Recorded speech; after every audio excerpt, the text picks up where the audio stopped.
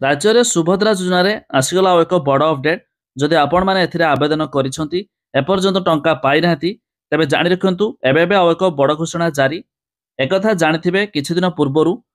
Option out आसीतला अर्थात OPT out आसीतला जाकि भूल रे बहुत हिताधिकारी याको सिलेक्ट करथिले जापर सामाने एथिरु बाद पड़थिले किंतु एबे आसीछि ओपीटी इन अर्थात सामाने मध्य ए सुभद्रा स्कीम रे जोड़ी हे पारिबे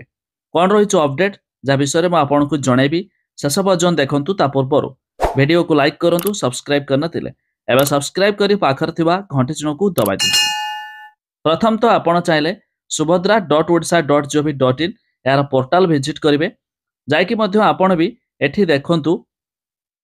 बैंक अकाउंट सचल किंबा अपडेट आवश्यक तालिका जोटा कि एथिरे जो लिस्ट जमानकर नाम थिबो सेमानकु आधार कार्ड सह तो बैंक अकाउंट लिंक करबा निहाती जरूरी जहा फल सरकार टंका पठाइले सेमानक खाता रे जमा हबो।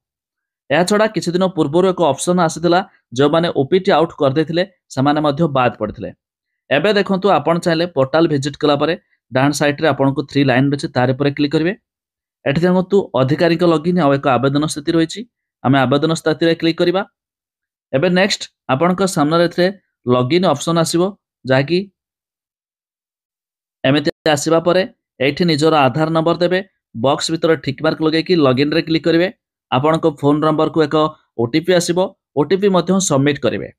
एति करिया परे जो मानकर ओपीटी आउट हेतिबो सेहि मानको ऑप्शन देखा जिवो पॉपअप जाकि ओपीटी इन करिया पई पुणी सेम प्रोसेस बॉक्स भीतर टिक मार्क लगे कि आपण लॉगिन रे क्लिक कर देबे बा सबमिट रे क्लिक कर देबे आराम से मध्य आपणकर ए सुभद्रा स्कीम सहित जोड़ी हे जिवे जो आपणकर आउट हेतिले आ सेटा आउट हेबो नै जाकि आपणकर मध्य संशोधन हे जिवो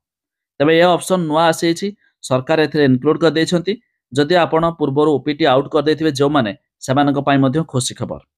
तबे आपण तो जानिले शेयर करी सांगसाथी मानकु जणाइ दियंतु जाकि सेमानकु मध्य हेल्पफुल हेउ